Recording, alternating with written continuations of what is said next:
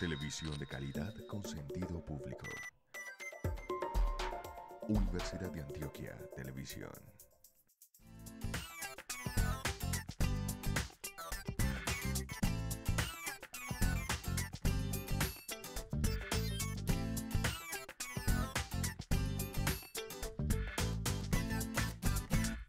Hay algunas cositas que les voy a leer y otras cosas que más que leerles quisiera comentarles. Este sí me gusta leerlo, es por un poco como por contexto. Nacemos débiles y necesitamos fuerzas. Desprovistos nacemos de todo y necesitamos asistencia. Nacemos sin luces y necesitamos inteligencia. Todo cuanto nos falta al nacer y cuanto necesitamos siendo adultos se nos da por la educación. La educación es efecto de la naturaleza, de los hombres o de las cosas. La de la naturaleza es el desarrollo interno de nuestras facultades y de nuestros órganos. La educación de los hombres es el uso que nos enseñan estos a hacer de este desarrollo. Y lo que nuestra experiencia propia nos da a conocer acerca de los objetos cuya impresión recibimos es la educación de las cosas. Así cada uno de nosotros recibe lecciones de estos tres maestros, Jean-Jacques Rousseau, Emilio o la educación. Cuando hablamos entonces de esa relación entre educación, comunicación y cultura, nacen todas ellas del proceso de interacción humana, de los procesos de socialización, de las mismas prácticas sociales complejas que tienen los seres humanos. La relación entre las tres no solo es permanente, sino compleja. No hay comunicación sin unos procesos necesarios de educación y de cultura, mínimamente entendiendo educación también como todos esos procesos iniciales de socialización y de entrada en sociedad. Hablamos entonces también de que no hay cultura sin procesos de comunicación y sin una educación, y pues igual no podríamos hablar de educación sin unos procesos de comunicación y de cultura. Entonces, tenemos también una serie de mediaciones. Por un lado están las mediaciones pedagógicas, por otro lado las mediaciones tecnológicas y por otro lado las mediaciones sociales. En Prensa Escuela lo que se ha venido trabajando es cómo esas tres mediaciones surten un efecto diferente en el modo de vivir también la formación ciudadana. Eso implica pensar, y esta ha sido siempre una clave de manera permanente y creo que es algo que yo siempre repito, en que son tres relaciones distintas en tres dimensiones diferentes. Una cosa es educar con los medios y las tecnologías, y hablamos de la prensa también como una tecnología de información y de comunicación. Eso sería pensar la utilización como herramienta didáctica. Educar para los medios y las tecnologías, que sería formar la recepción crítica y las capacidades de producción y de creación. Y educar en los medios y las TIC, que sería la elaboración de mejores estrategias de enseñanza y aprendizaje para utilizar los medios y las TIC como ambientes o escenarios para la educación de manera significativa. La prensa también es eso, la prensa también es una tecnología de información y de comunicación y por tanto, pues igual como pasa con otras tecnologías, tiene que formarse unas competencias, unas van a ser unas competencias básicas cognitivas, otras serán unas competencias comunicativas, otras serán unas competencias sociales que harán parte de ese proceso de formación transversal permanente en todas las áreas de conocimiento social y escolar. Tenemos entonces lo siguiente, esas competencias son al mismo tiempo conocimientos, al mismo tiempo son contextos diferentes, al mismo tiempo son habilidades y destrezas, al mismo tiempo son actitudes y situaciones diversas. Esas tres mediaciones que tenemos pendientes entonces para articular esas tres dimensiones y esas competencias, estamos hablando de la mediación pedagógica, las mediaciones comunicativas tecnológicas y las mediaciones sociales, son necesarias entonces para poder entender también cómo puede utilizarse la prensa en el aula y cómo hacer de la prensa en el aula no solo un recurso didáctico, sino también una forma completamente diferente de ver el mundo y por tanto de llevar al aprendizaje o de motivar el aprendizaje. Más o menos en contexto, Prensa Escuela está en Colombia desde hace más de 15 años como programa de apoyo a la educación. El primero en traerla a Colombia fue el periódico El Tiempo. El colombiano en Medellín empezó a trabajar con el programa en 1994. La Facultad de Comunicación Social y más adelante la Facultad de Educación de la Universidad Pontificia Bolivariana empezaron a trabajar con ellos desde 1996. En términos generales, es una iniciativa que nace también de lo que fue el trabajo previo que se hizo en Newspapers in Education en Estados Unidos, a partir sobre todo del periódico The Times, y pues que demostró en su momento, a partir de los años 80, porque esa iniciativa nació en 1983, las posibilidades que tenía la prensa como apoyo a procesos del aula. Solo que aquí estamos hablando de que no solamente es apoyo, es decir, no solamente es un recurso didáctico, sino que también podemos utilizarlo no solo como recurso, sino como medio, en términos no de medio como dispositivo, sino de medio como espacio de interacción, entorno de trabajo. Entonces, los ejes transversales de Prensa Escuela siempre han sido comunicación, lectura y el uso de la prensa. La idea es empezar a trabajar unas propuestas pedagógicas que impliquen un desarrollo curricular en las distintas instituciones educativas en donde hemos estado apoyando. Esta es más o menos como la historia, me la voy a saltar porque ya tengo 9 minutos. En muchos de los países donde existe Prensa Escuela se han realizado investigaciones para ir analizando la importancia de la prensa como herramienta de trabajo. Algunas pues son estas que se mencionan allí, pero lo más interesante ha sido lo siguiente. Cuando empezamos a trabajar con la propuesta pedagógica Prensa Escuela del Colombiano UPB, estamos hablando de convertir el periódico en un instrumento vivo de apoyo a la labor de los docentes y un incentivo para la formación de los estudiantes según los lineamientos establecidos, pues no solamente por el Ministerio de Educación Nacional, sino también por distintas autoridades en el medio.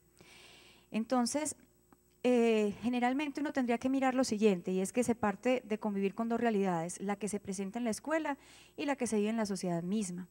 Esas dos realidades se ven reflejadas necesariamente en la prensa, y eso es también parte, digamos, de entender el periódico, la prensa, no solo como recurso, sino también como entorno de aprendizaje.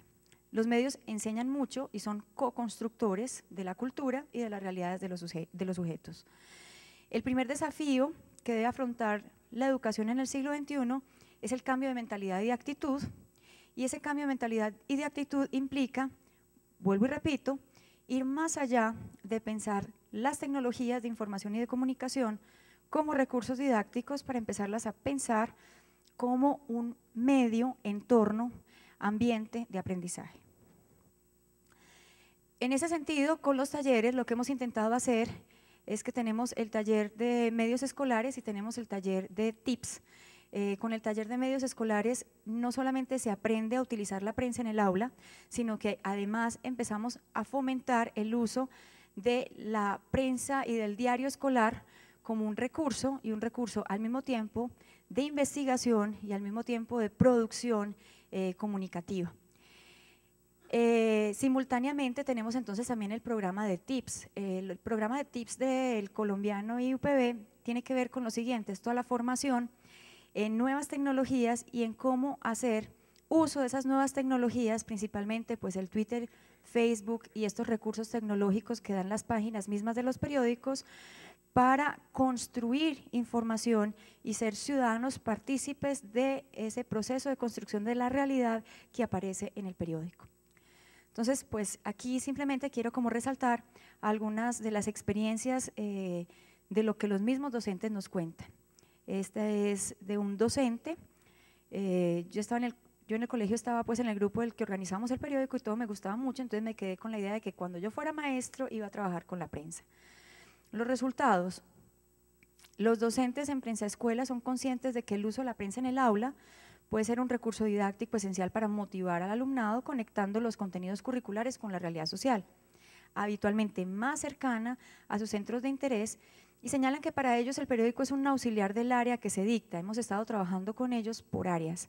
Entonces, por ejemplo, uno creería que para poder usar el periódico en el área de matemáticas tiene que utilizar solamente las secciones económicas, y no es cierto, porque es que cuando hablamos de matemáticas no estamos hablando solamente de la matemática en términos numéricos o cuantitativos, sino que todo lo que son, por ejemplo, proporciones, formas, capacidades o competencias de clasificación de información también son competencias lógico-matemáticas que es posible empezar a utilizar desde el uso de la prensa en el aula. Lo mismo, siempre se piensa que cuando uno va a utilizar la prensa en el aula podría ser solo para el área de español o para el área pues, de lengua castellana y de humanidades. ¿Quién dice, por ejemplo, que si usted está trabajando con el periódico y está trabajando, por ejemplo, con una sección como la política o una sección como la económica, no puede estar empezando a meterse en el área de sociales, no puede estar metiéndose tal vez hasta en el área de pronto de cálculo? Interesantes, por ejemplo, muchos de los ejercicios que los mismos profesores hacen en los talleres y que nos muestran como experiencias exitosas de lo que han trabajado en sus propios cursos, de cómo utilizar, por decir algo, hasta los clasificados para hacer estudios estadísticos de lo que puede ser la venta de propiedad raíz en la ciudad. Cuestiones que uno diría, bueno, sirve para muchas áreas y no es solamente pensar en que se va a recortar y pegar. Eso ha sido una de las, digamos, como las condiciones que hemos propuesto de manera permanente para el uso de la prensa en este programa. Algunos comentarios. Cuando se trabaja con la prensa, se empieza a formar también la capacidad de criterio, la capacidad de hacer crítica frente a lo que se lee, frente a lo que se ve en las noticias, frente a lo que se muestra la realidad. Y en ese sentido, pues cuando se empieza a utilizar, estamos hablando de que empezamos a formar también no solamente productores de contenidos, sino también unos lectores activos que cuestionen, que reinventen los procesos, que reinventen incluso su propia sociedad. Vuelvo y repito, estas son algunas de las digamos, impresiones que tienen los profesores, los docentes que han venido trabajando con nosotros. En ese sentido, lo que hemos visto es, a partir de estas mismas experiencias y a partir de la experiencia que nosotros hemos tenido del taller, es que reunir a profesores y a estudiantes a trabajar por temáticas, pero también a trabajar por áreas y empezar a ser realmente productores de contenidos motiva la formación de esas competencias que hemos llamado competencias ciudadanas. ¿Por qué competencias ciudadanas? Primero, porque si uno va a ver las competencias clásicas que aparecen, por ejemplo, en el Ministerio de Educación Nacional sobre los ciudadanos, estamos hablando de la capacidad de respeto por el otro, la diversidad, la interculturalidad, la posibilidad de participar, de ser críticos frente a las realidades concretas. De fondo es lo que estamos tratando de trabajar.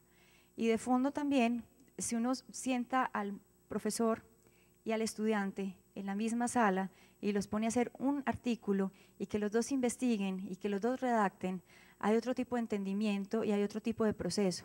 Se rompe esa barrera de verticalidad que existe entre docente y estudiante, entre profesor y alumno, y se empieza a trabajar mucho más horizontalmente y por tanto con una lectura distinta de lo que puede ser participar e interactuar como sujetos en el proceso de formación.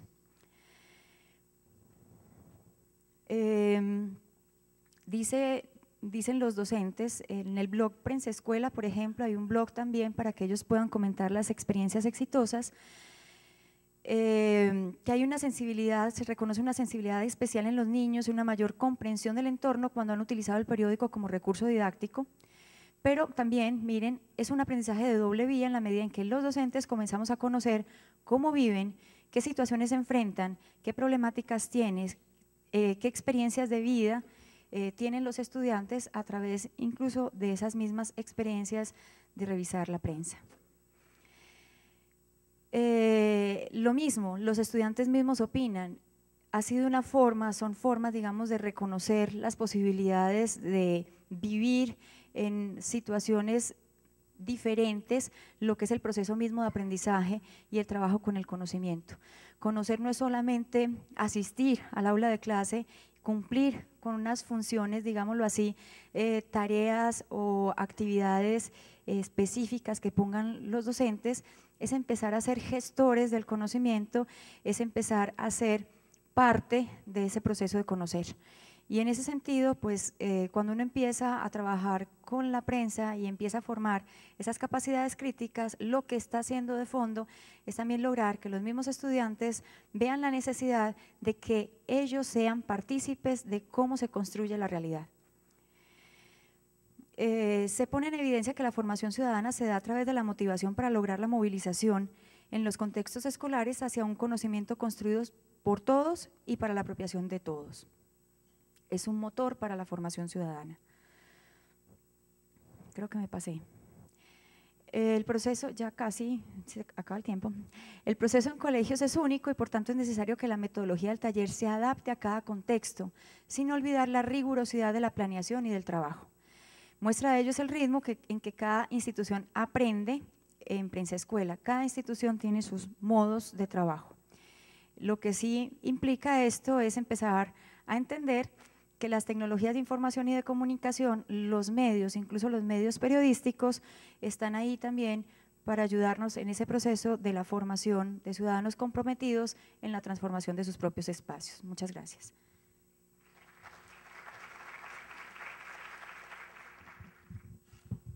Bueno, trataré entonces en este largo tiempo de poder dar la ponencia pues, en estos 15 minutos. Listo, hágale. Entonces, lo primero es como la situación que la universidad estaba viviendo y por qué se ha decidido en la institución hacer un cambio en todos esos procesos. Si ustedes observan en la diapositiva, hay algunas de ellas que están pues en color diferente, donde la universidad tiene una situación específica y no solamente la Universidad de Medellín, sino todas las instituciones de educación superior. Una de ellas, por ejemplo, se podría pensar en la cobertura, cómo se puede llegar a otros lugares sin necesidad de crear, digamos, más aulas físicas. Los temas que vamos a tratar son estos 5, como pueden ver, lo vamos a tratar muy rápido, y vamos a contar la historia de cómo se hizo en la universidad y les voy a contar como algunas anécdotas corticas para que ustedes de pronto comprendan la situación de implementar la educación virtual en una institución de educación superior. Desde el 2004, la Universidad de Medellín empezó con procesos de capacitación de sus profesores. Los profesores para capacitarlos en tecnologías de información y comunicación, y lo primero que hizo fue tomar el diplomado del SENA. Luego empezó con la Universidad Católica del Norte, y luego en el 2006 montamos nuestro propio diplomado en formación en ambientes virtuales, que a la fecha tenemos 480 profesores capacitados, digamos, en este diplomado en formación en ambientes virtuales. ¿Por qué es fundamental este tema de la capacitación? Porque estamos convencidos en la universidad que si los profesores no están capacitados y no cuentan, digamos, como con ese interés de poder transformar su modelo pedagógico y sus estructuras curriculares, difícilmente podrán llegar, digamos, a incorporar estos procesos. Otra de las cosas fuertes que ayudó a este proceso de cambio en la institución fueron los proyectos de investigación. Esos proyectos de investigación los iniciamos propiamente dichos en el tema desde el 2004. Ahí está pues como el listado de los que tenemos, pero marcó, digamos, una diferencia el proyecto de acreditación institucional, donde creamos un proyecto que se llama Universidad Virtual. En este proyecto lo que hicimos fue tomar 2 proyectos de investigación para determinar cuáles eran las tendencias de la educación virtual en Colombia. Queríamos saber qué estaban haciendo las instituciones de educación superior en la parte virtual. Y también hicimos una medición de impacto, ¿se acuerdan del diplomado que les contaba ahorita? Del diplomado en formación en ambientes virtuales. Queríamos saber si eso que los profesores estábamos supuestamente con ellos capacitando, si lo estaban aplicando en el aula de clase. Adicionalmente hicimos otros 2 estudios, que fue un estudio de factibilidad para mirar si la institución sí era pues, posible que ofreciera programas virtuales, y diseñamos e implementamos un nuevo diplomado para el municipio de Medellín. Digamos que eso pues como marcó algo interesante en la institución. En la otra parte de las investigaciones también trabajamos interacciones comunicativas, como lo decía Erika ahorita, pues para nosotros es fundamental este proceso de interacción comunicativa. Trabajamos el plan estratégico de TIC, es un acompañamiento bien interesante que hace AFIT y el Ministerio de Educación Nacional, y nosotros tuvimos la oportunidad de estar ahí y plantearle a una universidad como los retos, o cómo iba a ser ese plan de desarrollo, o cómo lo iba a incorporar hasta el 2014. También participamos en convocatorias y tuvimos la suerte, la fortuna de que nos eligieran para implementar la tecnología en desarrollo de software. En la Universidad de Medellín, totalmente virtual. Esto pues fue un cambio, digamos, radical en la institución, porque hasta ahí la institución llevaba 60 años de ser totalmente presencial. O sea, esos procesos, para ellos éramos como por allá hiladitos, sí, pues hagámosle casito, pues esos tan canzoncitos con eso de las TIC, venga, parémosle después bolitas. Pero cuando ya llega este proceso y llega este proyecto a la universidad, entonces ya hay que cambiar una estructura, porque ya dentro de sus programas se está ofreciendo un programa bajo metodología virtual. Otro de los proyectos que tenemos ahorita es el de modelo didáctico para la creación de objetos virtuales en redes de alta velocidad, lo estamos desarrollando y estamos también trabajando el campo de TIC, que es un campo que la universidad le está apostando como un campo transversal a toda la universidad. Ahí casi pues no se va a ver, pero ya se los voy a colocar más grandecito. Este es el modelo pedagógico de la Universidad de Medellín. Después de 60 años se transformó y transformó todo su, digamos, todo su contexto, porque realmente cuando se incorporan procesos de educación virtual e incorporación de las TIC, nosotros como grupo de investigación y como grupo de educación virtual y TIC de la Universidad de Medellín estamos convencidos que si no llegamos directamente digamos como a los directivos, a cambiar el modelo, a cambiar la estructura, difícilmente se puede llegar, digamos, a tener un proyecto como este. Entonces en el modelo se incorporó esa partecita que casi no se veía que estaba ya en el rinconcito, entonces las puse más grandecita. En la parte de gestión se contempló también la modalidad a distancia que no estaba contemplada en el modelo. Entonces pudimos colocar bajo modalidad presencial, distancia, y la presencial le incorporamos algo que es el apoyo de las TIC, porque es que muchas veces se piensa que las TIC simplemente para incorporarlas es decir, bueno, entonces veámonos en el chat, o miremos entonces en qué proceso, en el Facebook, o es algo social. Eso presupone y hay que hacer unos procesos específicos. O sea, no se pueden incorporar las TIC simplemente diciendo, es que listo, ya tenemos Facebook, entonces ya todos estamos incorporando las TIC en los procesos de educación. No hay un proceso que se requiere. Y también en distancia, con la metodología virtual, para la Universidad de Medellín tiene unos componentes específicos. Si nosotros vamos a hablar de todo lo que tenga que ver con metodología virtual, suponemos estos tres conceptos que los tomamos, lo que es el objeto virtual de aprendizaje, y ahí está pues como la definición que tomamos gran parte de lo del ministerio, porque nos parece muy acertada la que ellos nos dan pues como en el país, y realmente si nosotros hacemos educación virtual, lo hacemos bajo estos tres parámetros. Entonces unos objetos virtuales, que son materiales educativos, donde hay un objetivo, una evaluación y un proceso pues de enseñanza-aprendizaje, un entorno de aprendizaje, que en este caso sería plataformas y todo donde pueda estar alojada esta información, y la interacción comunicativa, que para nosotros es fundamental. Realmente hay una interacción comunicativa entre profesores, estudiantes, los estudiantes con los objetos virtuales y con el ambiente virtual de aprendizaje. ¿Eso qué pasó? Pues eso transformó la universidad. Porque realmente cuando nosotros a la universidad le decimos, bueno, lo que pasa es que aquí no hay un proceso ni un procedimiento que realmente enmarque todo esto en algo, entonces, ¿qué pasó? En el 2009, en el proyecto educativo institucional, pues logramos tener, en el proyecto que se cambió, logramos tener un espacio como educación virtual y como incorporación de TIC. También trabajamos el plan de desarrollo. Tenemos un proyecto que se llama Educación Virtual y TIC con un dinerito pues que es interesante hasta el 2014 y si hay dinerito pues uno más o menos puede hacer cositas, ¿cierto? Entonces ahí tenemos una asignación presupuestal y está en el plan de desarrollo hasta el 2014, entonces eso implica que la institución realmente sí está incorporando todos estos procesos ahí. El reglamento académico hubo que transformarlo porque estaba para estudiantes presenciales, de hecho algunos de los 450 que tenemos van y miran a ver qué fue lo que cambió ahí, o sea, qué es lo que pasa, pero entonces no hay clase. No tengo que ir a ninguna parte, entonces, porque ahí tenemos a esos estudiantes y ha sido también un cambio de cultura en la universidad. Las asignaturas virtuales apenas las ofrecimos este año a todos los estudiantes, tanto presenciales como virtuales. Y ellos dicen, y entonces uno no va a clase. Y entonces, ¿cómo así? Entonces son como perdiditos, pero eso hace parte como de la cultura que estamos generando. En el proceso de admisión también hubo un cambio interesante, porque entonces los estudiantes también hacemos con ellos unas entrevistas bajo metodología virtual y el proceso hubo que cambiarlo, quedó ya todo pues en la red y todo este tipo pues de cosas. También hubo transformaciones en la plataforma de la universidad, la plataforma virtual y learning que estamos utilizando Moodle, porque Moodle es software gratuito y nos tocó hacer una integración con el sistema académico de la universidad. Las asignaturas virtuales para nosotros han sido pues como muy taquilleras, digámoslo así, porque nosotros esperábamos para este año tener 50 estudiantes. A este semestre la proyección eran 50 y tenemos 451 estudiantes. Eso desbordó cualquier cosa que nosotros esperáramos y de hecho pues el personal que estamos asignados digamos a esta unidad y a la parte de educación virtual pues nos quedamos cortos para hacer todo ese proceso de ayuda a los profesores. Tenemos unas asignaturas bimodales, donde el estudiante en algunas entonces tiene unas clases presenciales y las otras son montadas en la plataforma virtual, pero recuerde que para nosotros virtual debe tener el objeto virtual de aprendizaje, el entorno y la interacción, si no, no es virtual, es como apoyo. Es diferente que la plataforma se utilice para subir archivos, para que los estudiantes hagan una tarea, una evaluación, a que realmente tenga los 3 componentes que les contaba ahorita. Tenemos pues un centro de ayudas, una parte de bienestar, y esto pues siempre nos preguntan, ¿y cómo se hace bienestar virtual? Pues ustedes son como locos, ¿no? Pues van a ver que sí. Tenemos una asignatura que se llama actividad deportiva virtual, no es actividad física, es actividad deportiva.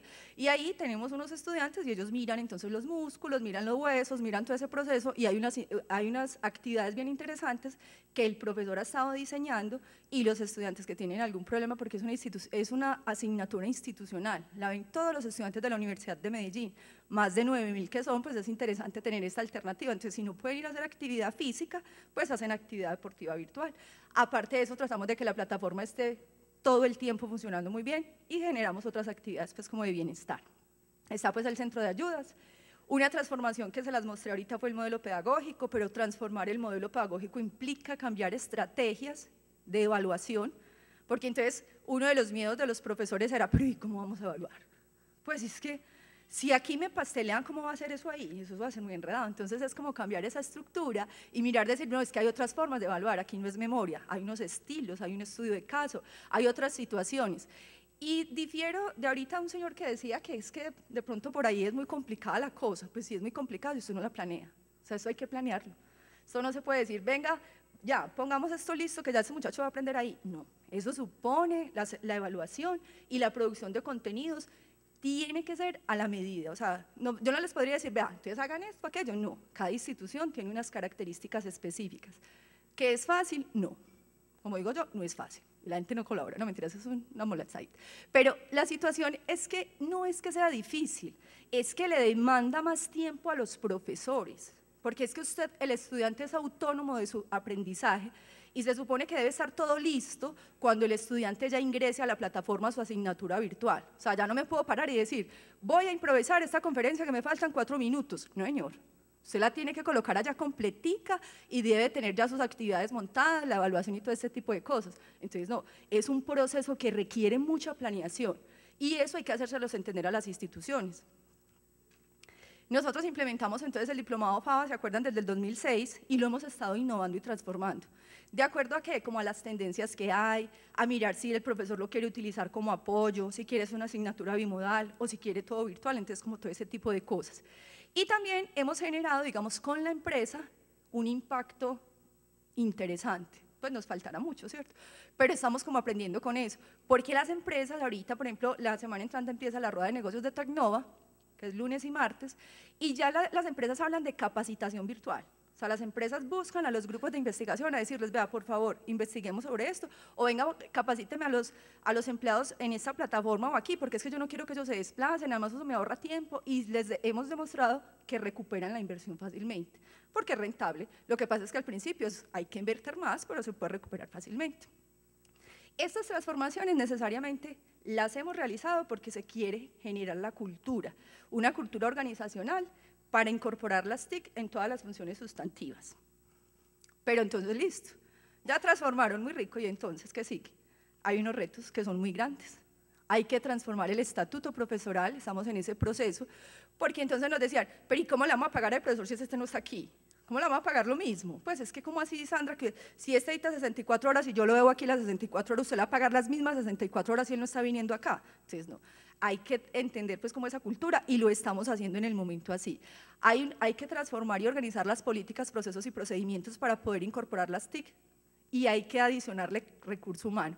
Recurso humano no solo desde el grupo de educación virtual y TIC, sino desde unos profesores capacitados y formados para que realmente nos ayuden en este proceso de construcción, porque es un proceso pues, de construcción colectiva. Nosotros solitos ahí no podemos hacer nada. Si el experto temático, que es el profesor, no tiene la disposición para hacerlo, olvídese que no se puede hacer ni educación virtual, ni asignaturas bimodales, puede que incorpore las TIC, pero realmente no alcanza pues como toda esa parte del proceso. Hay retos de crear más programas virtuales. Aprovecho pues ahí como una cuñita para decirles que ya tenemos la especialización en contratación estatal para los abogados, ya mandamos el documento de registro calificado y seguimos con maestría. La universidad ya empezó ese proceso que está animado, o sea, están como animaditos los decanos a montar cositas y de hecho ya dijeron, por ejemplo, en la Facultad de Comunicación que el 20% de sus asignaturas las van a implementar bimodales. Mire que eso está generando políticas en la institución realmente bien interesantes. Asignaturas bimodales, queremos seguir apostándole a las asignaturas bimodales, queremos pues como que tengan una parte presencial y otra pues como virtual. Tenemos que mejorar nuestro centro de ayudas porque eso es permanente y tenemos que evaluar muy bien los objetos virtuales de aprendizaje, o sea, estar en una evaluación permanente. Hay que fortalecer las líneas de investigación. Si ustedes ven que al principio les mostré capacitación e investigación, estamos convencidos desde el Grupo de Educación Virtual y TIC que realmente la investigación es la que ha permitido que transformemos todo este tipo de cosas. Esas investigaciones que les mostraba ahorita, todas han impactado de alguna forma eso que les estoy trayendo pues ahorita.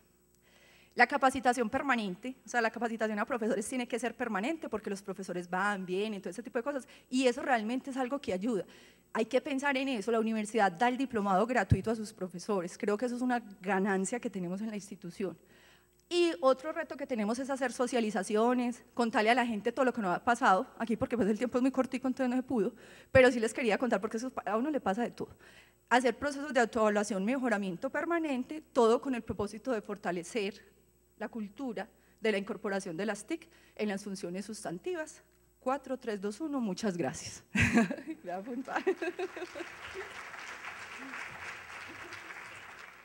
Bueno, muy buenas tardes. Vamos entonces a hacer aquí un trabajo maratónico en 15 minutos. Y pues yo lo he titulado de Conexiones a Proyecto 50, porque pues cuando planteamos el título de la conferencia estábamos sobre estrategias para potenciar las competencias docentes en la era digital, pero vi que en el programa había salido todo el tiempo Conexiones, Conexiones, que es como digamos la marca con la que nos han identificado durante muchos años. Entonces ahorita pues por eso lo pusimos desde Conexiones a Proyecto 50. Y empecemos un poco como por ese recorrido de lo que ha sido el trabajo de la línea de investigación y desarrollo en informática educativa de la Universidad de AFID. Ya 25 años de trabajar en investigación en la aplicación de las tecnologías en educación.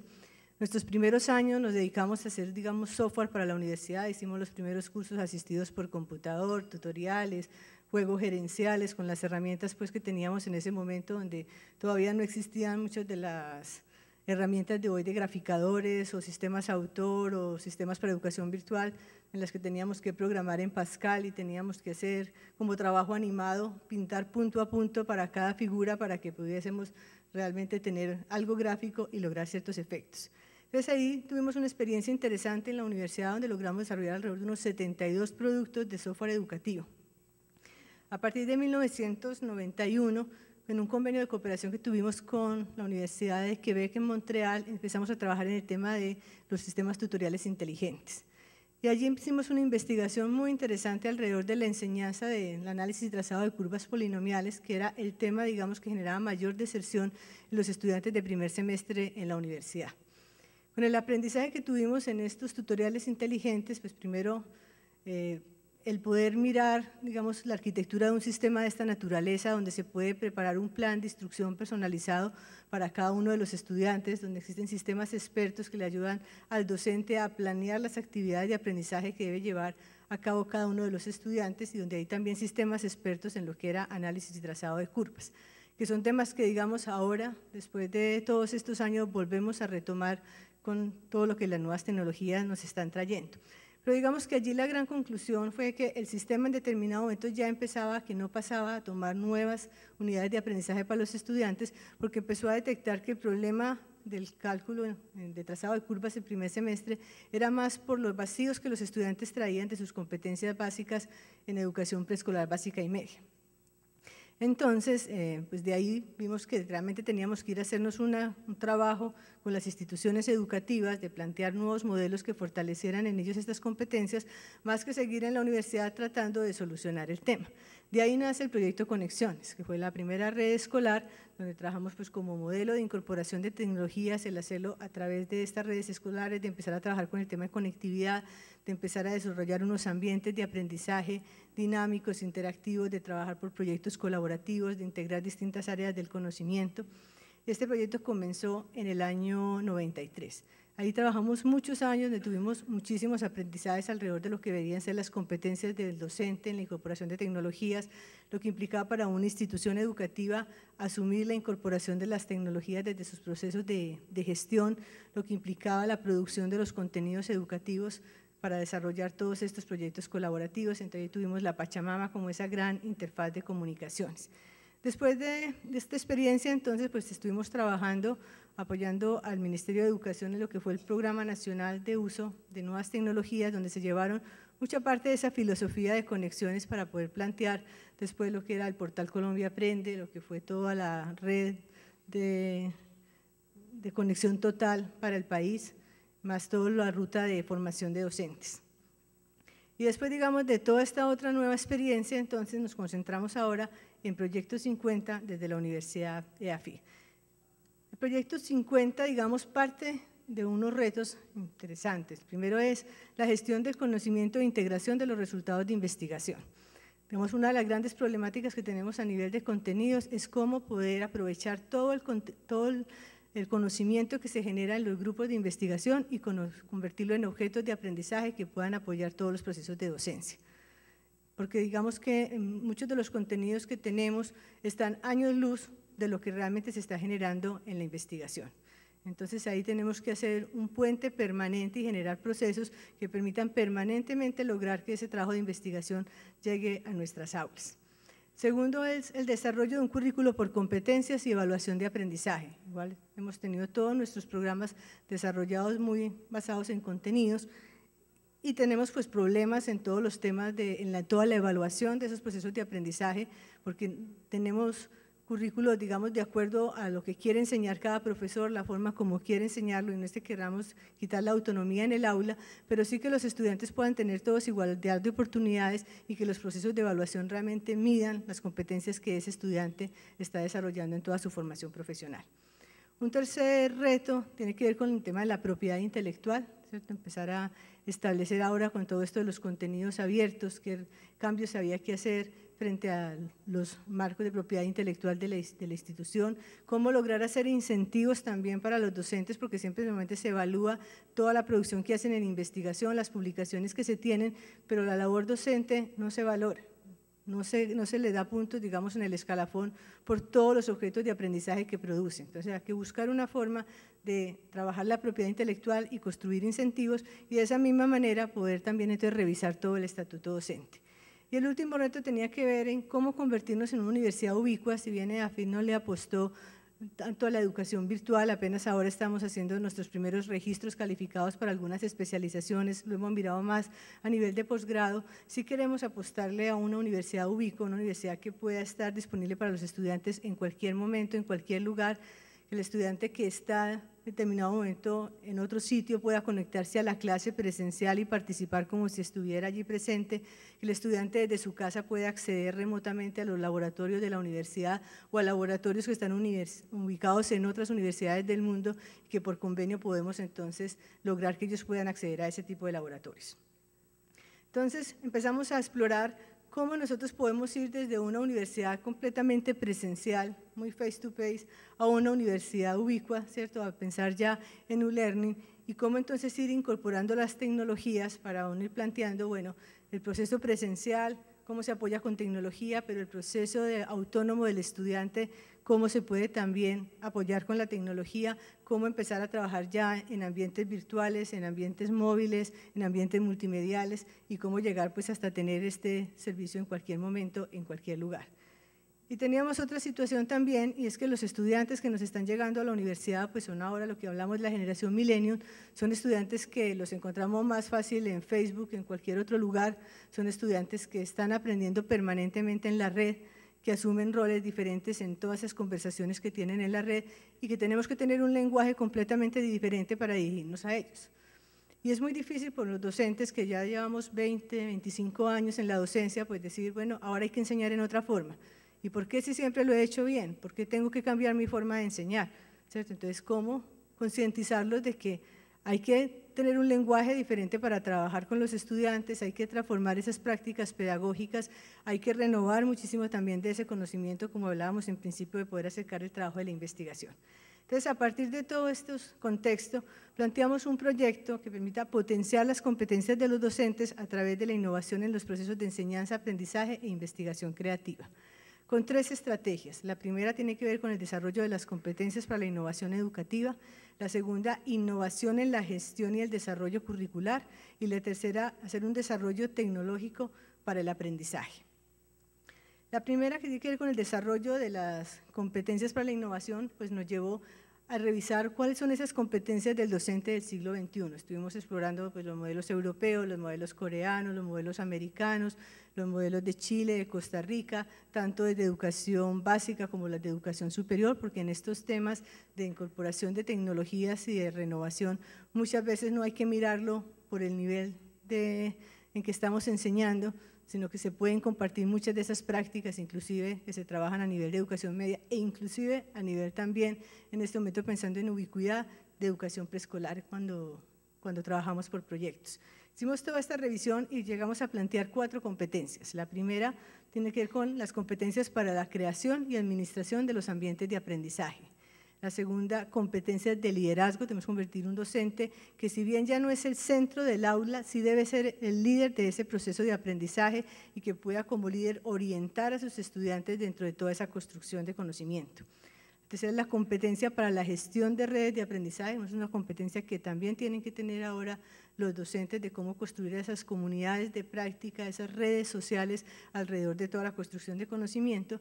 Finalmente, las competencias digitales y de información. Para trabajar las de competencias digitales y de información, entonces planteamos, digamos, un ambiente de aprendizaje ideal.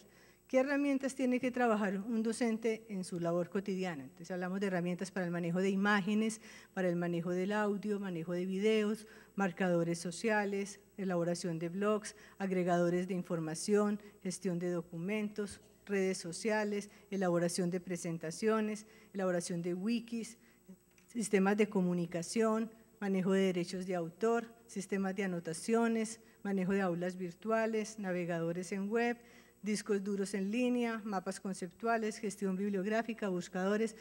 Son todas herramientas que todo docente en este momento tendría que trabajar.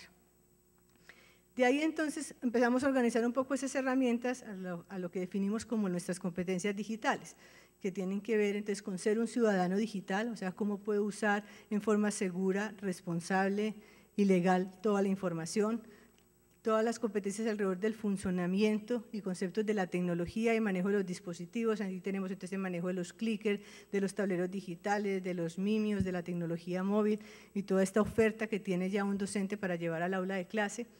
Las competencias en lo que es comunicación y colaboración, en lo que tiene que ver con investigación y manejo de la información, y las que tienen que ver con el fomento a la creatividad y a la innovación con sus estudiantes. Entonces empezamos también a asociar herramientas, porque tuvimos que encontrar en la tecnología la disculpa, porque cuando comenzamos a hablar de renovación pedagógica, pues empezamos a tener muchísimas reacciones.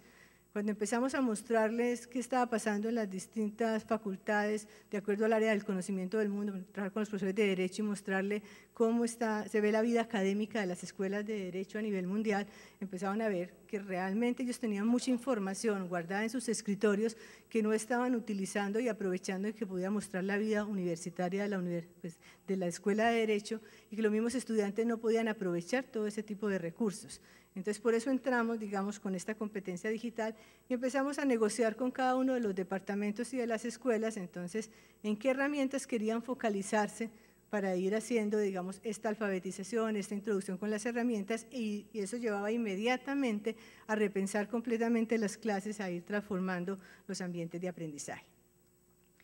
Entonces, las acciones principales de esta estrategia pues se han concentrado en ese programa de formación de docentes. También que no era una labor para que se hiciera solamente con los docentes, que los monitores académicos tienen que retomar, digamos, como esa posición que tienen dentro de la institución, convertirse realmente en el apoyo del docente en la construcción de muchos de los objetos de aprendizaje, en la organización de mucha de la información, ¿cierto? En ayudarle en la búsqueda, de hacer la minería de información de acuerdo a las áreas del conocimiento que está trabajando, entonces que puedan ambos tener un lenguaje común y empezar a trabajar conjuntamente. Planteamos también una comunidad de aprendizaje, de apoyo a todo este proceso para que virtualmente también fuéramos haciendo ciertas discusiones, socializando las experiencias de cada uno de los docentes, de los departamentos académicos, dándoles información de recursos, de seminarios y de toda la actividad que se va llevando alrededor de Proyecto 50.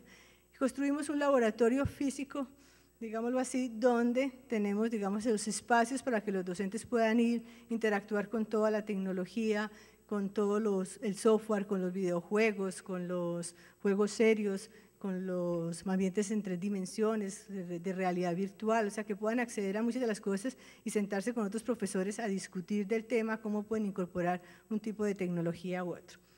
Y organizamos también otro espacio que llamamos Fábrica de Contenidos, donde tenemos un equipo de diseñadores, comunicadores, ingenieros, pedagogos que van acompañando al profesor en ese nuevo diseño de sitios web, de convertir sus presentaciones a nuevas herramientas que le den mejores dinámicas, a elaborar inclusive, como vamos a ver ahora, algunos han construido sus propios avatares y han empezado a interactuar en las clases con estos avatares, hacer videos que pueden llevar también conferencias de los colegas en ciertos conceptos para incorporarlo dentro de todo el material presencial que están trabajando en sus aulas de clase. No me voy a detener porque ya se me acabó el tiempo. La segunda tiene que ver con la innovación en el desarrollo curricular y muy rápidamente pues es mirar cómo tenemos que construir ahora sistemas informáticos para la administración del currículo que nos permitan responder a todo lo que se viene con el tema de los portafolios electrónicos, los portafolios de aprendizaje, los portafolios de enseñanza, los portafolios académicos, cómo relacionar bien todos estos bancos de recursos educativos que tenemos en este momento con estos portafolios y con los programas, las asignaturas o las metodologías que vamos trabajando al incorporar todo el tema de las competencias y cómo buscar herramientas de evaluación que ya están en nube que también pueden ayudarnos muchísimo a mejorar todos los procesos de evaluación. Y la última, que tiene que ver con las tecnologías para el aprendizaje, es buscar tecnologías que estén a la medida, o sea, no hacer inversiones por hacer inversiones, sino que en la medida que los docentes van apropiando, van incorporando en su currículo las distintas tecnologías, pues entonces vamos mejorando la infraestructura de TIC, fortalecemos los entornos colaborativos, trabajamos más en los laboratorios virtuales y remotos, damos unas aulas tecnológicas a la medida de sus necesidades para poder incluirlo, de trabajar con Second Life y con todos estos mundos en 3 dimensiones que demandan, digamos, anchos de banda y ciertas condiciones importantes, y cómo cada vez empezar a producir más para la tecnología móvil, que ya se convierte en un recurso que está al acceso de todos nuestros estudiantes. Con esto entonces yo terminaría, darles una idea general de lo que estamos haciendo desde Proyecto 50. Muchas gracias.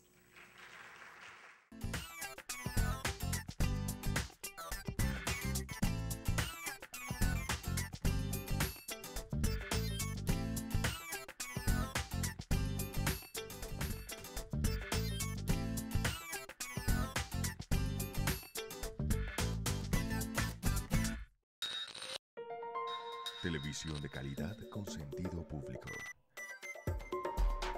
Universidad de Antioquia Televisión.